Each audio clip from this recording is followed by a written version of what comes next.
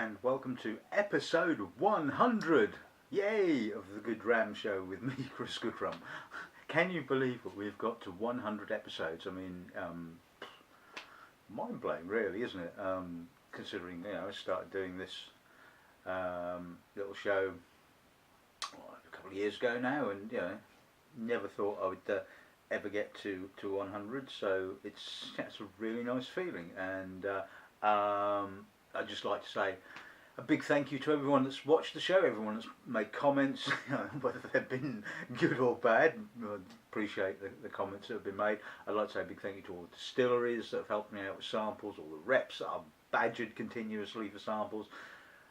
I'm not going to break into tears, and this is not an Oscar acceptance speech, but without obviously you guys, your help, the fact that you watch the show, and obviously seem to enjoy it because you keep watching it. Obviously, without you, I wouldn't be making the shows. If there was only one man and his dog watching, it doesn't really make much sense in to do them, does it? But anyway, right, okay, so I've been on about this for several weeks, and I was going to do something that I thought was really impressive. Obviously, as you can see from the entry picture there, I've given absolutely no clues away as to what I'm doing this afternoon. All I can say is I have two fairly dark coloured spirits, and okay, I'll let you out of your misery. I'll tell you what we're doing. We are tasting Stagg. Not this particular bottling. This is an older bottling which comes from my personal collection. But we'll be tasting, the George T. Stagg against, well, what was left of the Stagg Junior. Now, interesting, I think you'll say. Now, as we know, what do we know about both these whiskies? Well, George T. Stagg, I think, has been ever since it was released, has been, lauded as possibly the best bourbon. It's certainly the most intense, it's certainly the most alcoholic. I mean, whenever I've done a tasting, and certainly this particular sample comes from the last year's World Whisky Awards. This is the Stagg bottled at in 2012 at 71.4%. I mean, when you see an American whiskey over 8 years of age bottled at that kind of percentage, you pretty much know that it's going to be the George T. Stagg. Now, some people may well think, well, you're now going to be biased because the Stagg carries this kind of aura, but it's not true. In actual fact, you're probably harder on it, I suppose, because you pretty much know it's the Stagg and you want to be impressed. You want it to go, whoa, this is George T. Stagg, which it inevitably does. So I believe it was first released in 2002, and I think it's been released every year since then, apart from, I think it was 2005 where they released two bottlings. But generally speaking, it gets released in the fall, or as the Americans would call it, or as we say, sort of autumn of the year. So, like I said, this was the 2012 release, which won the World Whisky Awards.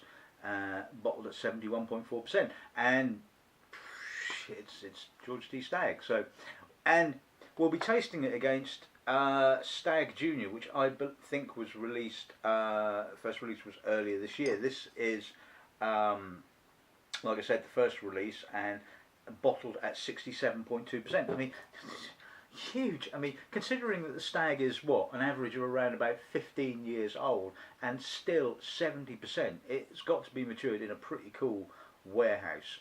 As you know, cooler warehouses mean that you tend to sort of like keep the alcoholic strength of the spirit and lose volume, and obviously the warmer the environment the other way around, you tend to sort of keep the content but lose the alcohol. Sorry, no, other way around. Anyway, that doesn't really matter what the hell it was aged in. It's just still, for something of that kind of age, to be 71.4% is just pretty awesome in my opinion. So anyway, but I think the interesting thing is the baby Stagg, the Stagg Junior. Now, it's kind of got a lot to live up to. I mean, it's kind of damned if you do, damned if you don't sort of thing. You know, people are going to sort of like expect it to be as complex and as powerful as the George T Stagg, but it's only going to be about half its age. That's why it's called Stagg Junior, and that's why it's not as expensive as the George T Stagg. So it's probably going to be unfairly matched against the Stagg, and that is just sort of like the wrong thing to do, because at the end of the day you have to appreciate it as a spirit in its own right, which is what we're going to do this afternoon. So anyway, let's kick off, and we'll start with the Stagg then, shall we?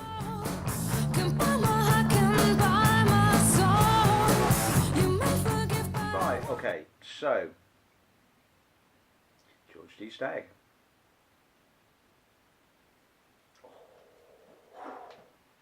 That is an intense nose. Stagg is one of those kind of whiskies that, you know, you stick your nose in the glass and whatever you kind of look for, you're going to find. I mean, it has obvious maturity. It has the dried fruits. It has the corn. It has a balancing, spicy, slightly herbal rye note, licorice, toffee, molasses, more sweet corn, herbs. I mean, mentholated sort of intense herbs. Real sort of like grab you by the nuts kind of rye. You know, it's got. It's just so intense. I mean, that sort of huge alcohol sort of really makes you sort of like your nose kind of go, you know, prickle, and it's eye-watering stuff. It really is. It's just, and a lot of people argue that, you know, the reason why people such as myself, reviewers, think that it's just so great is because it's so alcoholic, but that's not strictly true. And we'll obviously cut it with a little bit of water to see how it does indeed actually sort of take water. So, but the depth on it is frightening. It really is. It's just got so much going on. It's so intense. It's huge. Like I said, big herbal rye. Lots and lots of corn. Toasty vanilla. Caramel. You know, it's kind of like just turning the knob up to 11. Really, it's just sort of like, you know. Imagine your most favourite bourbon, and then you just imagine like how it would be if the dial was turned up to 11. It's just like loads and loads of coffee, a little bit of sweet tannin, dried fruits. Yeah, you could just go on and on about this, you know, and it's just sort of one of those whiskies that you just sort of like just want to go, oh, I just can't keep smelling this. But obviously, if I keep doing that, you won't get to find out what the palate's like. So here goes.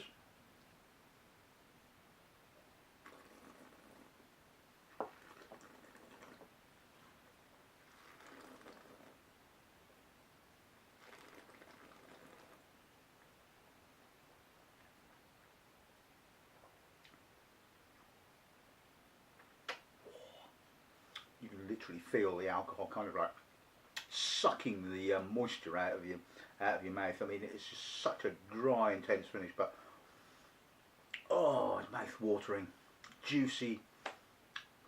There's loads of corn. It kind of kicks off with a sort of like dark treacle, molasses, licorice, and then you get spicy wood, herbal rye, fat corn, and it's all just kind of like, you know, held in by this huge alcohol content, but the length and the sweetness kind of like sort of kicks in more as the alcohol kind of sort of like drops off, as you probably expect that.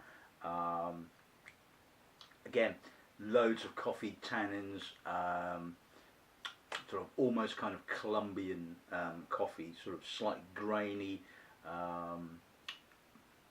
dry, intense. Oh my god, that's bloody impressive.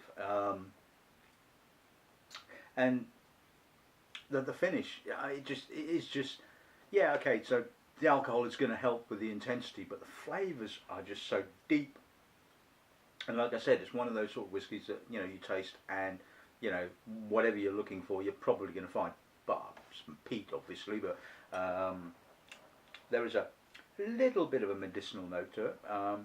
But it's kind of almost wrapped up in that kind of herbally rye kind of intensity. So let's put a little drop of water with it and see what calming it down does a little to it. So, mind you, saying I only put a little bit in, it's probably taken it only down to about sort of mid 60s, I imagine. So sweeter, more dried fruit, getting a lovely kind of digestive biscuit kind of note, real big digestive biscuit note. Milk chocolate. It's probably actually enhanced the rye. The rye is coming through with a little bit more clarity now. More herbal, dark chocolate notes. Again, still plenty of coffee. The corn is kind of pushed back, as is the oak. So you're certainly getting more of that kind of intense spirit character with the water. Oh my God, that is huge. This is absolutely immense. I mean, there's very, very, very few whiskies on the face of this planet that will match the Stagg for intensity. And when you kind of think about it, the mind boggles, it really does, with regards to Buffalo Trace, that they can release the world's greatest bourbon. They are just so focused on the quality, and then they can release the standard Buffalo Trace bottling and bastardise it by shrinking it to 40%. Just I don't understand. I don't get it. For a company that's so focused on quality, to sort of like do something so crass just to basically chase sales. That's all it is, was basically lower the ABV, lower the cost prices, means we can sell it cheaper, we can get it into bars, because at the end of the day, most barmen don't care what bourbon they use in their Sazeracs or in whatever else they're doing. It makes absolutely no difference to them whatsoever. The fact that they will use one bourbon over another is because basically the rep will come in and give them freebies and basically say, yeah, buy a case of this, we'll give you a bottle free, we'll give you this much merchandise, we'll give you this. I mean, I'm not saying that Buffalo Trace or its agents or its distributors have ever done this, but it is not unknown in the wine and spirits world for basically backhanders to be given.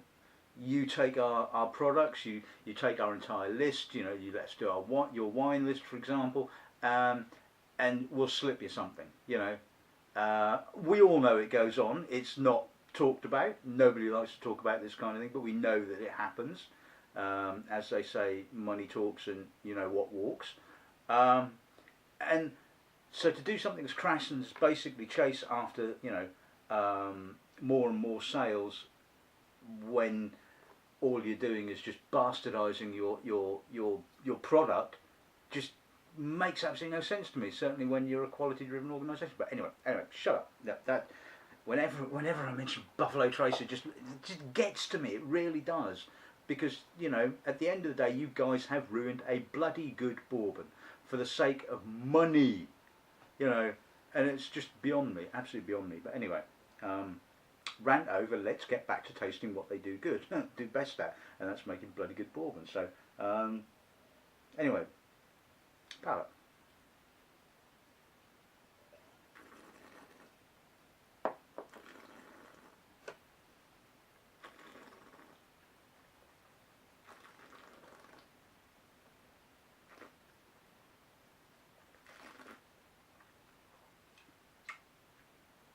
Oh, that rye hit, that intensity is incredible.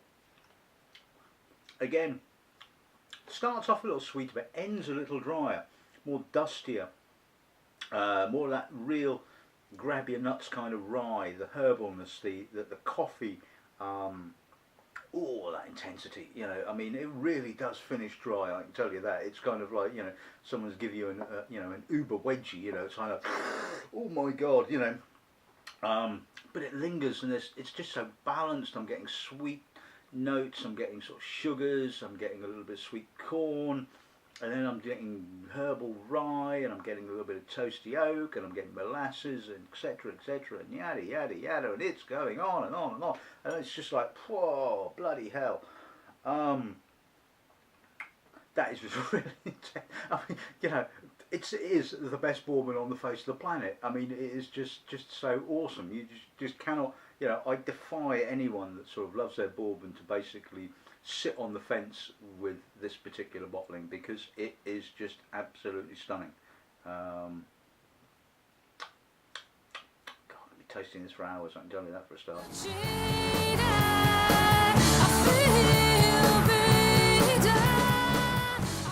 Okay, Stagg Junior then. So it's got an awful lot to live up to, hasn't it? Like I said, I mean, it's kind of it's a double-edged sword, isn't it? It's basically people are going to want to buy it because it's related to the Stagg. It's the junior version of the Stagg.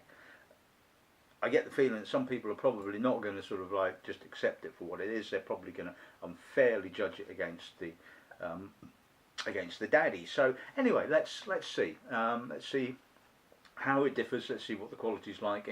I mean, if they're going to be selecting casks that may have been destined for the Stagg, which they must have done, then the quality of those casks has got to be pretty good. It's just going to be the fact that it's younger, probably half its age, probably more about sort of 8 or 9, something like that. I don't know.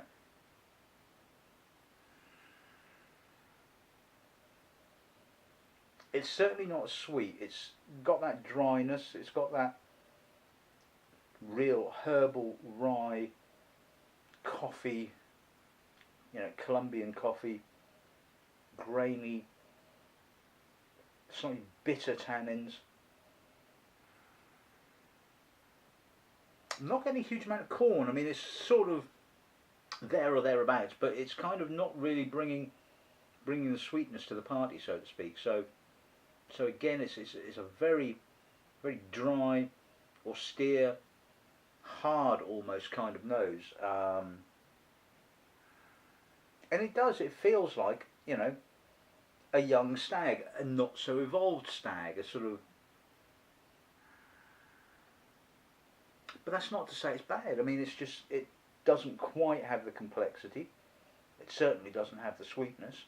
But if this was not called Stagg, if this was called something completely different, you'd go, yeah, that's a nice bourbon, nice rye led, pungent, youthful, slightly oily, a little bit of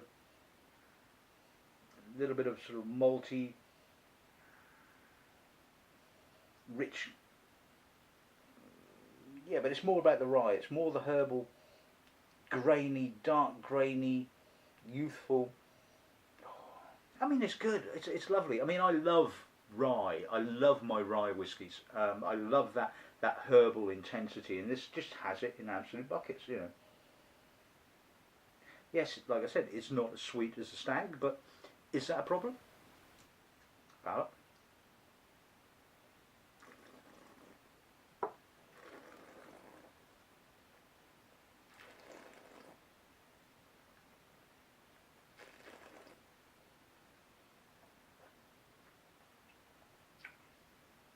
Wow, that's bitter.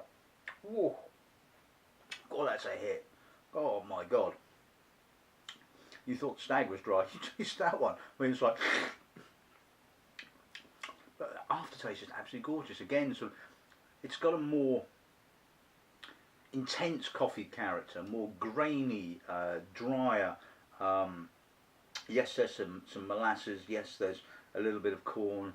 There's plenty of, again, herbal rye, but it's just lacking the sweetness. It doesn't quite have the sweetness. It doesn't have the toffee, the sort of caramels, the things like that.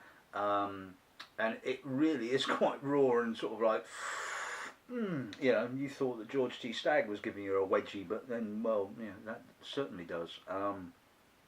But again, putting aside the fact that it's a younger version of the Stagg, it's still really impressive. It's a bit shorter. It's not quite as long. It's drier, like I said.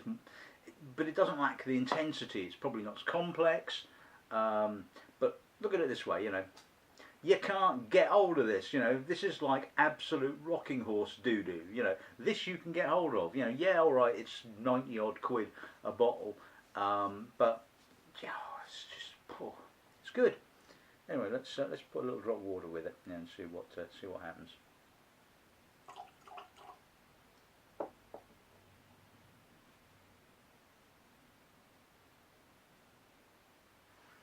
Getting a little bit more corn now. Again, it's not brought out any real sugars, any real sweetness, but the corn has now come forward a little bit more. Still fairly herbal, still fairly intensely rye, sort of almost kind of like a bran flake kind of note now. It's rawer, you know. If that makes good English, I don't know, but it certainly has that. It doesn't quite have the polish of the Stag, shall we say? It's kind of, I wouldn't quite say the Stag's bastard offspring, but you know, you wouldn't be too far wrong if you kind of said that kind of thing. It's still really intense. It's really herbal. It's young. You know, it's just like, it's good. You know, is it worth 90 quid? Well, there you go. That's a very, very good question. I mean, possibly. I think it's probably it's how I'd do it. I mean, it's got some intensity. It's got power. It's got. But then you think, well, what it hasn't got, and I suppose when you think about it, what the Stag is, what, about 140, 150 quid. So it's just slightly over half the price, which, when you look at it in that respect, is not too bad. You know, I don't think. Getting some nice citrus now. A little bit of oiliness, linseed oil, citrus. Sort of Play-Doh-y kind of toffee, maybe. Oh.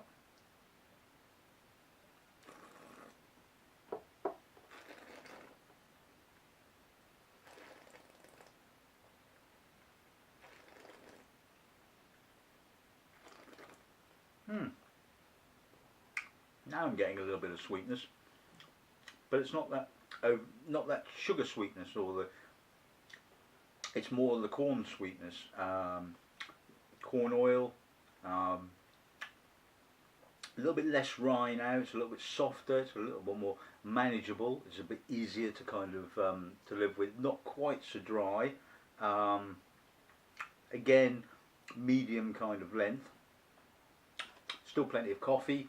A little bit herbalness. Yeah, you know, it's not bad at all. You know, 90 quid. Well, possibly. Like I said, I think if you look at it in respect of the Stag being 150 quid, and that's about half of it, yeah, it's not bad at all. And it has youthfulness, intensity. I still have the Stag though. I still have that.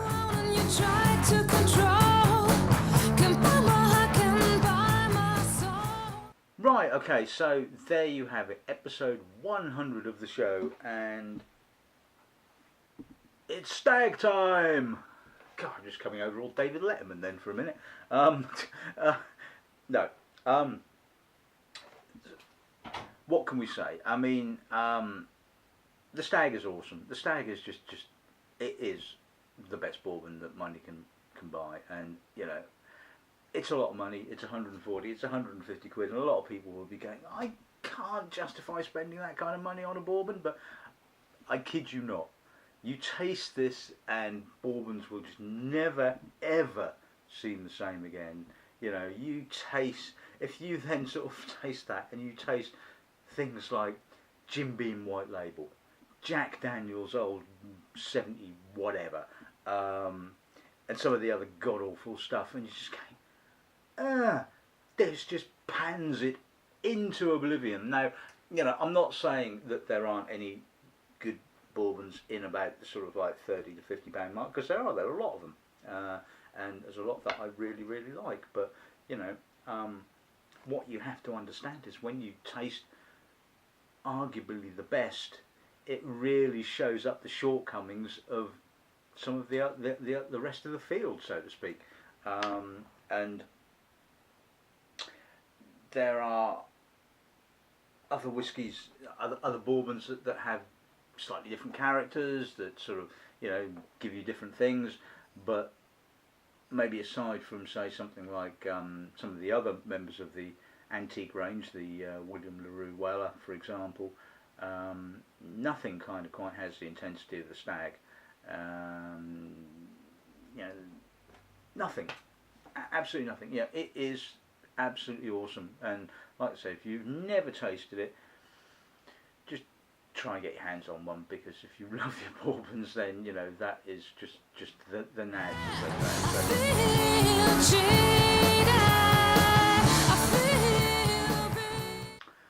So there you have it. That's this 100th episode of the show. I hope you've enjoyed it. I hope you know, it will make you feel like, oh, I've got to go out and I've got to taste George T. Stagg, because it is just awesome stuff. Stagg Junior, yeah, okay, kind of. It's Stagg Junior, you know. It probably doesn't quite have, like I said, the sweetness of the George T. Stagg, but it certainly has, you know, a semblance of the intensity of it. And ignoring the fact that it's called Stagg Junior in its own right, I think it's a pretty good bourbon. So yeah, there you go. That's about it for the 100th episode of the show. Hope you enjoyed it. Hope you enjoyed the other 99 episodes as well. So all that's left to say is, well, I have a dribble of George T. Stagg left in my glass. So good dramming and good afternoon.